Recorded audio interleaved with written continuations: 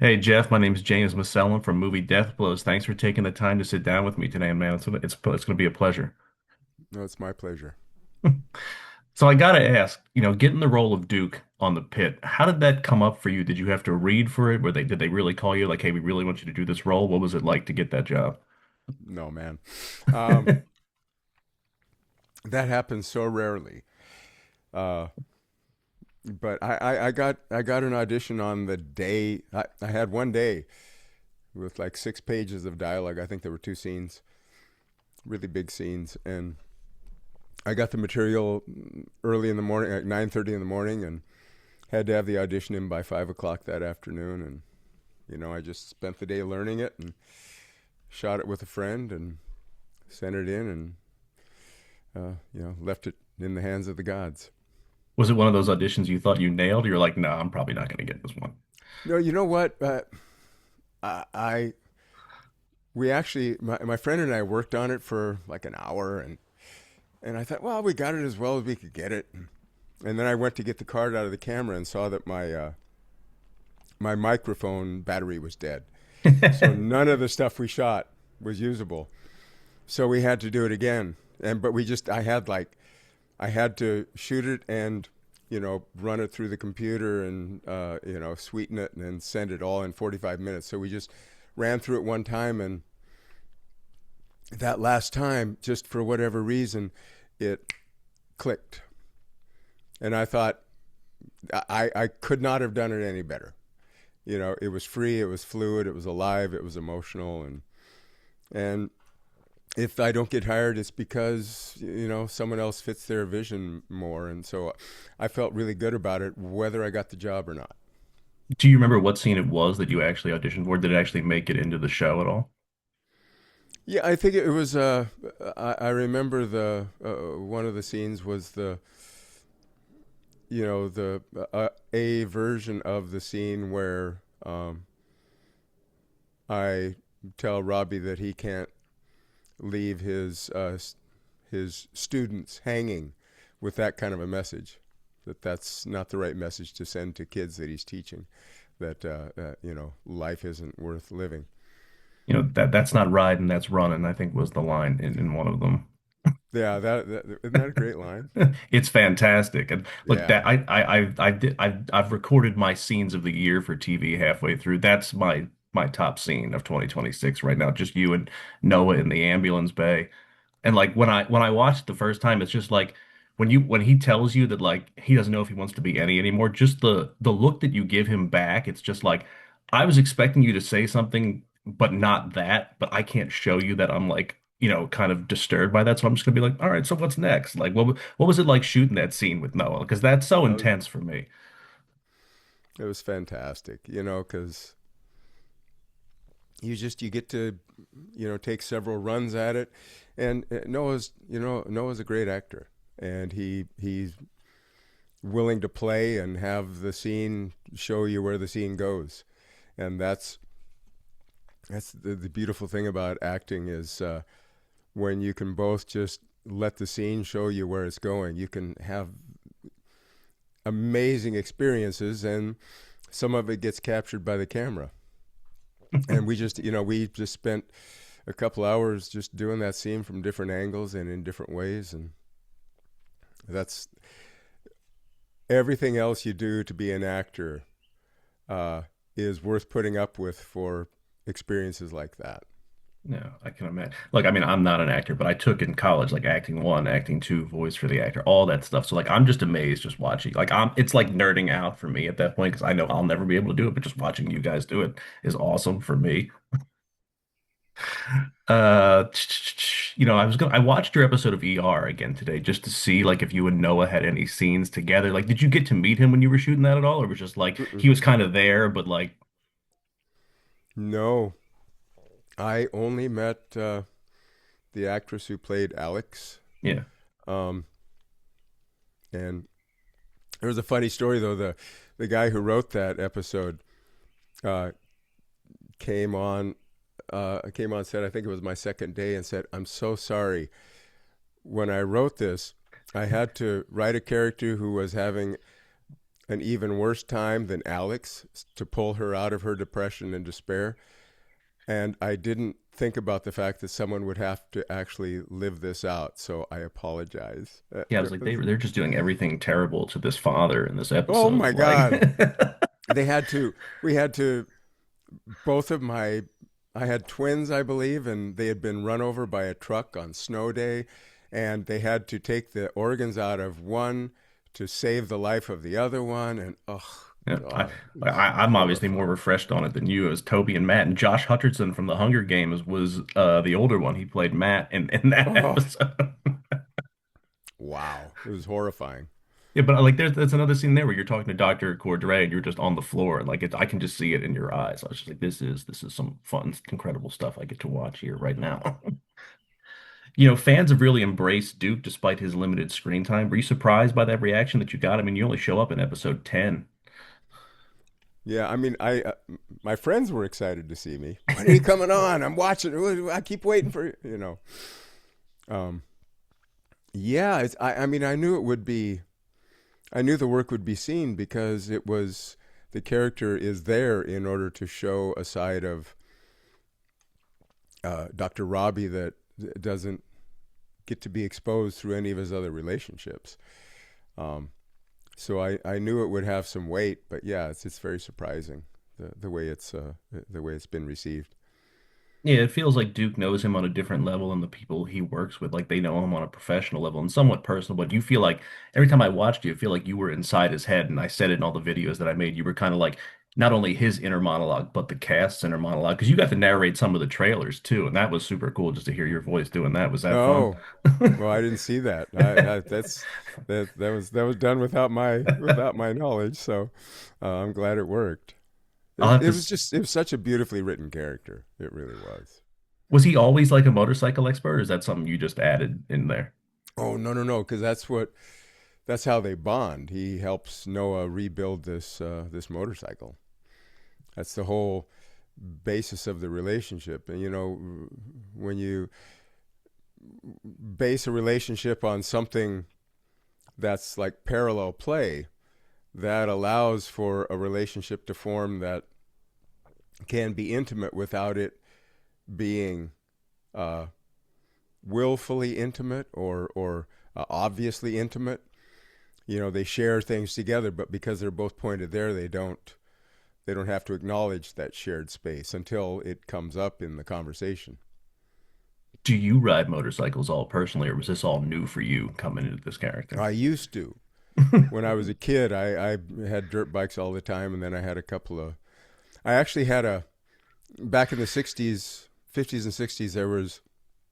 There was that it was a Triumph that we rebuilt for Robbie. It was a '69 Triumph, and there was another British bike company they made almost the exact same bikes, BSA and Triumph, and I had a '68 BSA. Um, So a 650, the same as that was a '69 Triumph 650. So I had a bike very similar to the one that I helped him rebuild. I was talking to my friends. I was like, I wonder if Jeff wanted to be motorcycle just because he was in Sons of Anarchy and didn't get to ride a motorcycle throughout this entire show where it's just motorcycles galore. I tried to get them to give me one, but they wouldn't. You know, speaking of Sons of Anarchy and Taylor Sheridan was your brother in that show. You're a Montana guy. How come you didn't get to show up in Yellowstone or anything like that? You're from Billings. I guess you'd have to ask Taylor, wouldn't you? I had to throw that one in there only because you were from Montana, Jeff. I grew up on the Yellowstone River. That's our farm is on the river. So So like when you watch that show, it's just like do they I don't know if they shoot it on location there or not, but you're familiar with all these places that they go to and everything like that, I'm sure.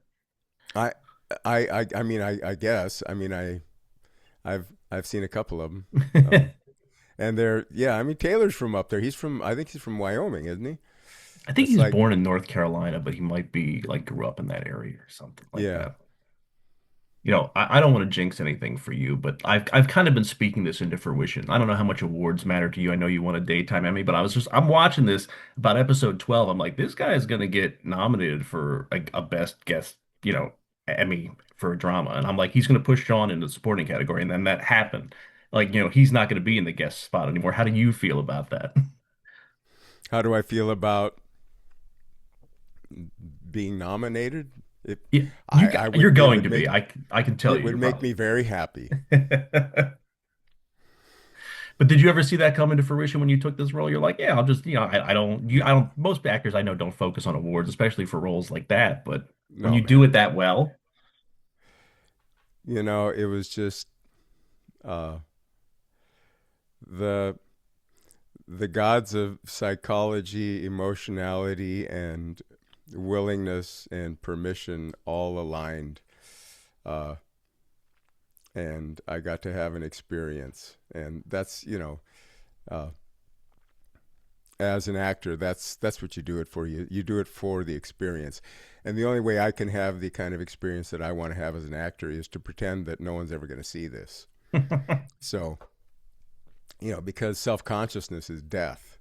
And if you think about how it's going to be seen, good or bad, then you're not acting. So, like I tell people, like, I make TikToks for a living. I hate watching myself when I have to edit and re-record them. People are like, but how? And I was like, because I don't want to see myself because I'll mess it up or I'll go back and be like, I should have done this. I should have done it yeah, differently, everything like that. yeah, Like, well, we think it's perfect. I'm like, well, I don't. So, yeah. It's hell could be watching your life on video.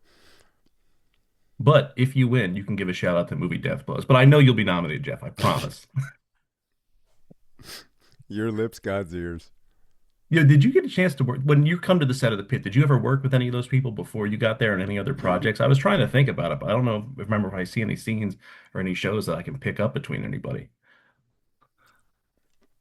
I worked with some crew members before, Yeah. um, quite a few of them. And John Wells, I did the ER. I did an arc on Shameless, and excuse me, I did another show called Angel Street that ran for 6 or 7 episodes You know, way back what in the day. one show people kept telling me about when I started recording, they're like, I never watched China Beach. I had never heard of it because I was born in Hmm. '86. So I was like 4 or 5 by the time that was on. They're like, oh, you got to watch this, Jeff's in it. I was like, I've never heard of it. So I'm gonna, do you remember, like, what was that working on that show in the '80s and everything like that? It was a great show. It was it was an amazing experience because everyone was committed to doing it right, just as the people on the pit are committed to showing major props and respect for people in the healthcare industry. In China Beach, it was for veterans and excuse me, the nurses and doctors and donut dollies and USO performers, everyone who was in Vietnam. And so it was a show that mattered, and it was a show where everyone was willing to set their ego aside in order to make the best possible show they could. And so being a part of that was very special, and that's of course where I met John. I'm gonna have to check it out because, like I said, going into like May, I had never heard of it until that's my fault though. So, Excuse me. But for the longest time, China Beach wasn't available because of having to clear all the music. Um, so I don't think it's ever been. It was never. I don't think it's ever streamed. I think you could only get it on DVD yeah, probably something like or that. VHS. I still have a VHS player somewhere. I'll have to look for it I'm though. sure you do. I got to transition to another show here because 24 is one of my favorite shows of all Mm. time. Season 5, episode 1. You show up, you kill like two and a half main characters in like the first 10 minutes as Conrad Haas. You're like, what was that like working with Kiefer and that show? Because the first 5 seasons of that show are perfect. Everything after that gets a little crazy, but I love season 5, especially when just the main characters die in the opening like 6 minutes of that episode. I, it was a hoot.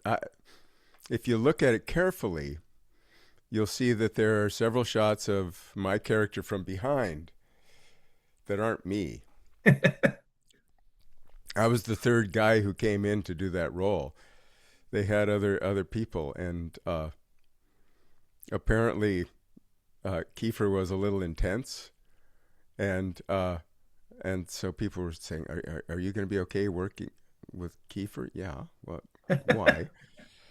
And he was like just completely in character the whole time we were doing it. And the my last scene is I'm laying there with my guts hanging out. I give him the information he needs so that he'll take me to the hospital, and he gets the information and then leaves. And and when we finished shooting, he left and he just kept walking away. And then I watched him. I'm laying there. I can't move because I'm covered with fake guts. And suddenly he goes like he remembers, and he turns around and runs back and shakes my hand and says, "Thanks so much for coming in and doing this. It was, you know, whatever he said, good work." And uh, but he was so focused. He was, he's a great actor. Jack Bauer doesn't play, man. He'll just leave you there. That's right. He had other shit to do. The Pitt's turned into a powerhouse, and I think people kind of they didn't know if it would come back and do as well as it did in season one. But it's only gotten more popular now. Do you think we see Duke make an appearance in season three? Is that possible? Do we know? Well, I just want to say it's amazing, because the first season made such a mark, and they had, it was that tragic mass shooting that made it, and Robbie's breakdown that really, made it as powerful as it was. But then to come back in the second season and not have that kind of a, level of tragedy occur, that takes courage, and I really applaud them for doing it that way. Yeah, That was really a bunch of other creators, and I had to explain. I was like, the Pit's really not going to be that ER type show. I mean, you'll see some of the stuff on there, but it's not like every week a helicopter is going to fall on someone or this part of the city will explode. It's really starting to be about the interpersonal, communications and working with your fellow colleagues and these patients that you have to deal with. Like they really get emotionally involved, and it's not just about the spectacle, which can be there, but it doesn't have to be to make it work. yeah, and just showing the toll that work does takes on people, and the just the bullshit of the medical system, and what people have to negotiate to get taken care of. They They yeah, I think it's a great show. I mean, they really delved into like the horrors of insurance this year with, the one guy who like had to go back and just take himself out because he couldn't afford to pay all these bills and everything like that. Like, what are you Right. supposed to do when you're being saddled with like $500,000 worth of debt you'll never pay? It's a very human show. I think it really shows the side that people aren't used to. Like I keep telling you, it's not Grey's Anatomy, it's not ER, it's not these things. That stuff is in there, but it's not the main crux of it. Yeah, it's all just very. It's. I don't know. It all seems very real. Not long after the finale, I got a chance to talk to one of your co-stars, Catherine Dillon Ortiz, who is the sweetest, Ah, nicest person in the world. She told me yes, she you is. you came and visited her in her fishbowl when she was filming, and She was stuck.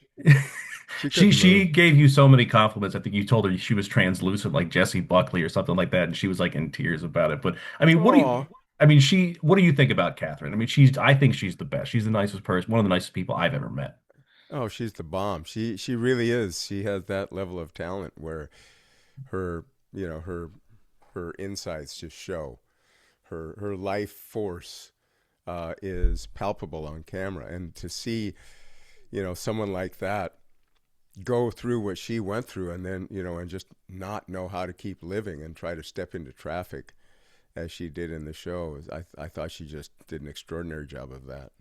Yeah, I think she told me you guys are working together and might work together on something in the future.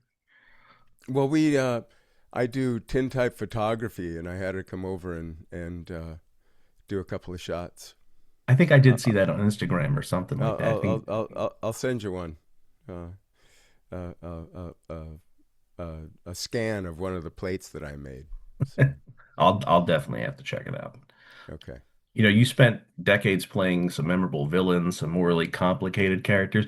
Was it refreshing to play someone the audience immediately like embraced and took a liking to? Like you just seemed like a regular, normal guy. Yeah, it's refreshing to be normal. only took me several decades to be able to play normal. What are we like 40 years into your career or something like that along Yeah, those about lines? 40. Yeah, 40 years. Yeah. I know you kind I of dodged. started when I was 10.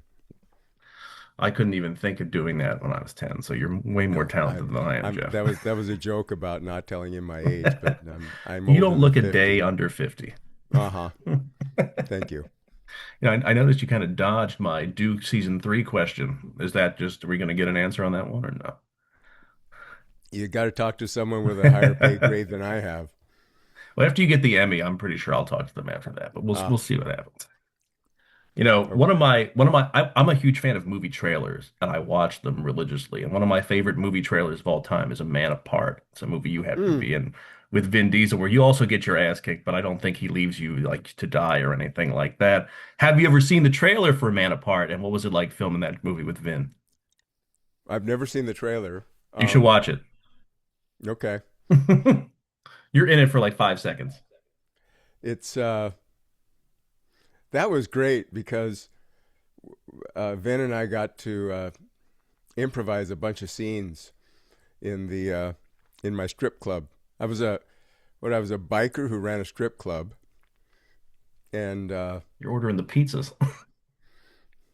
and and and they liked what we did together. So they I was supposed to die in this shootout, but they killed another character instead of me, and then gave me all of his lines and his scenes. And the character that they killed was he was like the head of some Mexican gang. So I was a I was a white supremacist biker in one part of the movie, and then the same character later on is in a Hispanic club with a Hispanic girlfriend speaking Spanish and and setting up a drug deal. So it was a gas. Vin was a lot of fun to work with. Do you remember what your name was in that movie? I think you were like Pomona Joe or something like that. Pomona Joe. That's right. I like it. I know you're gonna go watch the trailer after this. I know it's really good. You'll love it. No, I I won't, promise. man. I don't want to watch myself on It's anything. only like 2 seconds. You're like, we got a problem, and that's the only time you ever see you in the trailer or whatever it is. But there's a song like Puddle of Mud's blurry playing in the background and everything like that, and Vin's just blowing all these people up. Vin, You know, good guy. definitely. Is there a character from your past that fans kind of bring up to you all the time, saying like, they remember him the most, or you think it's going to be Duke going forward from now? Remy from The New Girl. Really? Yeah, a lot of people remember that.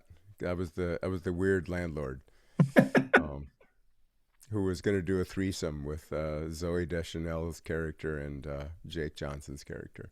I think we've all been there at that point. Yeah, it's I just think I another think run of the mill. Jay's my one of my favorite parts of that show. From the episodes I've seen, I haven't seen all of them, but every time I see him on screen, I'm just laughing at all times. Very talented guy. There's one scene where she walks in there and tells him to be gay. She's like, "You're gay," and he's like, "Be gay." He's like, "Hey, I'm Nick." Well, my friends call me gay, Nick. That's basically just what he says the whole time. That's funny. But that's all I've got for you today, Jeff. We'll end on the new girl and everything like that. I really appreciate you sitting down with me and taking the time to do this. I didn't think you would agree to it, but I'm so glad that you did, and I'm not as nervous as when we first started this.